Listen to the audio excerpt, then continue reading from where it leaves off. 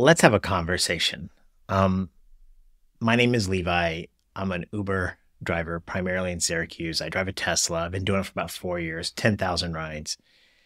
And I've been on this topic a lot, and I just want to make sure that I just reach as many drivers as possible about this.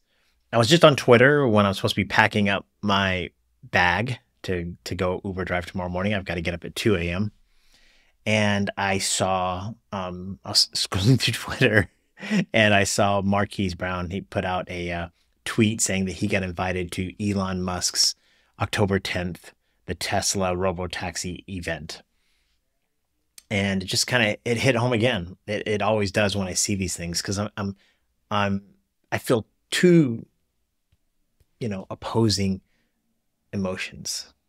Emotion number one is excitement. I know I'm not supposed to feel that way as a rideshare driver, but I feel excited about the opportunity of more affordable, more efficient um, transportation in cities, especially cities like mine that doesn't have a very functioning bus system, no train system whatsoever. And robo taxis will make things cheaper and more efficient, safer for so many people. It's just going to be amazing for humanity when this comes about. Um, and then I'm also, like I say, really, I'm torn because I'm upset. I'm worried. I'm frustrated. I'm angry. I don't know what the right word is, but I guess worried about my profession. I've been doing rideshare driving for almost 5 years now. 10,000 trips, and I like it. It's what I want to do for the rest of my life. I don't really want to do anything else. I like it. I like it a lot. And the last, few years have been really frustrating because as we're getting paid less and less by Uber and Lyft, while inflation's happening, they make it a hostile work environment. And the reason why I think they're doing it is because they don't care, and they don't care because both Uber and Lyft and Tesla and Amazon and whoever else enters this game, they see autonomous cars as the future. So again, I like Elon Musk and I like Tesla and I like all the things that he's created, and I like being on X and Twitter, and but I like being a Uber and a rideshare driver. And I think about these times in humanity.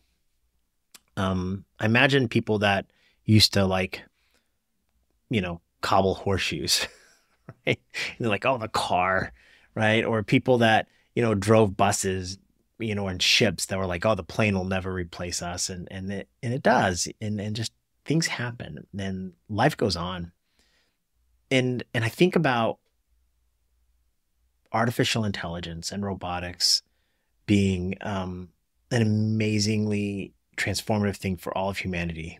Probably the biggest thing ever, bigger than anything, electricity, the wheel, fire. Artificial intelligence is going to change humanity in ways that you and I can't even contemplate. And let me give you an example. Think about this. It's going to affect all of us. But I was listening to Mark Cuban on the Theo Vaughn podcast. That was pretty fun. But Mark Cuban was talking about how, like, in the near future, you're going to be able to recreate your ancestors. And it just blew my mind the way he was kind of describing it.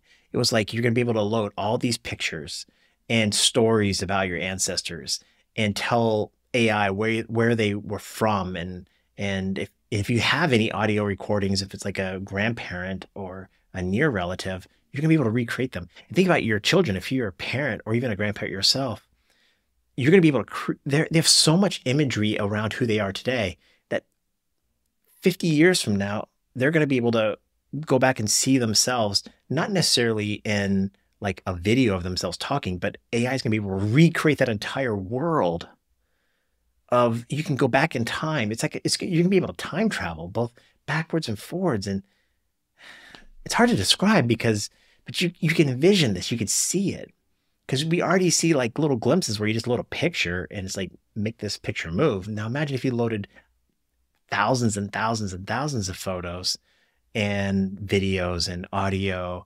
and put in any other criterion, you could recreate that. So imagine they were talking about going to bed at night and just like having like a hologram of like your relatives kind of being there. I feel like it's like some sort of like Disney movie, like where Mulan is talking to ancestors. I've never really seen that movie, but I think that's what happened, right? Yeah, there's just so many things that are going to happen with artificial intelligence and AI, and so I'm excited about it. I'm worried about it, and it's one of those things that kind of just like weighs on me heavily. And I don't know how you feel about it, but I wanted to talk with you about it because it's real. It's happening. And so when I saw that tweet, I was thinking to myself like, it's coming from my job, but how cool it would be. I want to see what the car looks like, and but they're coming from my job. And yeah, so okay, let me let me give you some of my advice about this whole thing. Number one is that if you're a Christian and a believer like I am, you can always be rest assured that God's in command. God's in control. So I do live in that faith, in that world where I'm kind of like, okay, God's in command and control because God take the wheel, right? Jesus take the wheel. The second thing is even if you don't believe that God is in command and God's in control, um, you can mentally get your mind at ease with this by coming to the realization that it's going to happen. It may not happen this year, right? Of course it's not. It's probably not going to happen next year either. Probably won't even happen in 2026, but 2027 and beyond, autonomous cars are going to start to be everywhere. And in 10 years, humans in America probably won't even drive cars. It's it's going to happen that fast. And I'm 50, so I was thinking like I could be a rideshare driver into my 70s, but that's just not going to happen. Right? So mentally be ready. The second thing is just get your life in order financially. I would cut expenses. You know, if you look at any business today, that's what they're doing. They're cutting expenses. Cut, cut, cut. Be as frugal as possible. Save up money. Make sure you don't have a lot of debt. Get rid of it all, and just be ready financially. Save money, and be prepared. And the third thing you can do is start to find additional revenue streams. One of the great things about being a gig worker today is that you can do a lot of things. I Uber drive. I've never done DoorDash, but I'd like to. You can do other gigs, but you can also like study, right? And prepare to go to law school if you wanted to. And, you know, at night when you're not doing this, you could become a content creator like me and create videos for a living and stuff. There's a lot of things that you can do to make additional money and be ready, have additional revenue streams because the the job that we're doing is only going to get harder and harder. It's only going to get less and less money. It's not going to get better. And yeah, if you're mentally ready for it, that's that's really what I've got for you tonight. I just wanted to like take the way I've been producing some of these videos and just be as open and honest and real. I think there's a lot of great YouTubers out there, people that create content that I respect. You know, I think about like what Sergio does and his connection to the to David and Dara, and he's able to text those guys, I guess. It's pretty cool, right? And so he's kind of tied into the companies and he's like a great voice for us. And I think about Torsten and his fire. And, you know, I just get fired up when I watch his videos and I'm like, yes, he's such an advocate. And then there's so many other YouTubers like Tristan, who basically produces content to help us, manage our money. And I could just go down the list. There's so many of them, and I know I'm leaving off thousands of them. So I'm about building a community. That's what this is all about. I want to connect. I want drivers to know that you're not alone. That's the way I felt when I first started doing this. And when I quit my job, I realized the apps don't care about me. The passengers don't care about me. I remember I went over to a driver and I saw a driver sitting at a gas station or something like that. And I walked up and said, "Hey, my name's Levi. Nice to meet you." And he's like, "Who the frick are you?" I don't care who you are.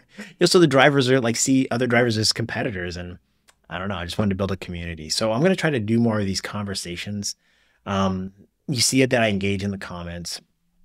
And yeah, let's just connect and let's be prepared mentally, physically, financially, emotionally, additional jobs, whatever it's going to take to be ready for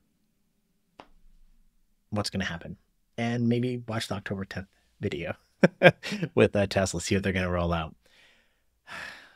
I hope you're well. I hope you're safe. I hope you make a lot of money. And just know that I'm cheering for you. Bye.